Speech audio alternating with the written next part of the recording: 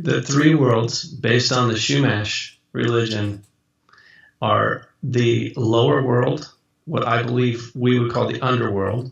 The middle world is where we live, we being humanity. And then there is the upper world, and that is where the first people live. I find this very odd. Supposedly, they used to live here with us before a great flood occurred, and then they ascended to heaven. Now, I don't think they're dead. I don't know how they got there. Possibly a rainbow bridge, whatever that may be, I'm not sure.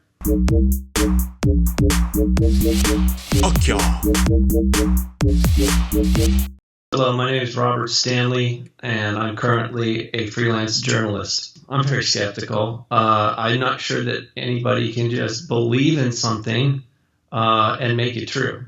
We don't have evidence of this, okay? But what I find very interesting is that there's a direct parallel or correlation to the Nordic mythology of Asgard. It looks identical, and I suspect that there must be something to this.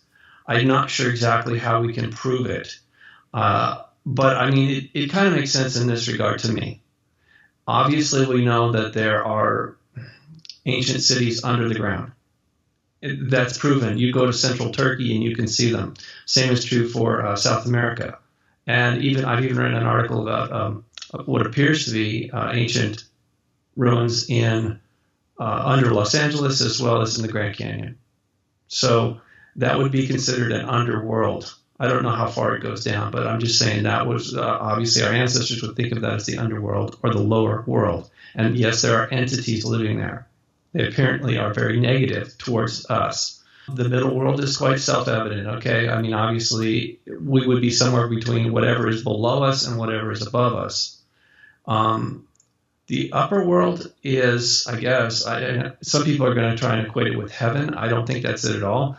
I do think that there are already bases, ancient bases on the moon and Mars, and the moons of Saturn and Jupiter. In fact, what I'm trying to say is that the entire solar system, it was established as a base of operations for various extraterrestrials a long time ago.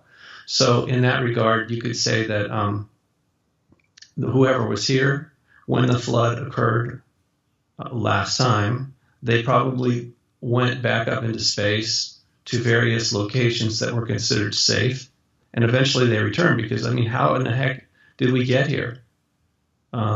Just briefly, I'll tell you this. It's really strange, you know, because I'm sure a lot of this has been distorted, like the game of telephone. You know, over time, more people you talk about it, it just gets changed. But allegedly, we were created by a sky goddess, the earth goddess, Hutash. She has other names, but that's just one that we'll use for now.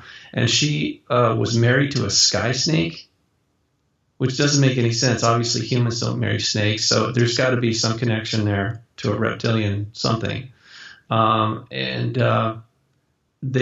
She created us, or recreated mankind after the flood. So in a way, it kind of makes sense. In other words, there's correlations between what the Chumash mythology is or was, because I think most of it was lost. Honestly, I just be really, really brutally honest with you guys.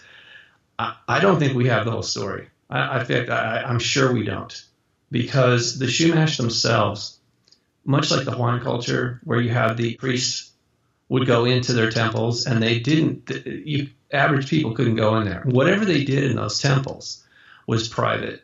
And I believe the same thing was true with the Chumash. They had a ruling class, what we would call a secret society, and that was called the Antap, A-N-T-A-P. They were driven into hiding in 1824 by the Spaniards. So whatever they knew about astronomy and the first people, etc., we don't have access to that. In fact, I'm sure that the average Chumash, even back in the day when things were still fairly intact, I'm sure that they didn't have access to whatever information that the Antap had, because the Antap spoke a separate language, and they only spoke it to each other.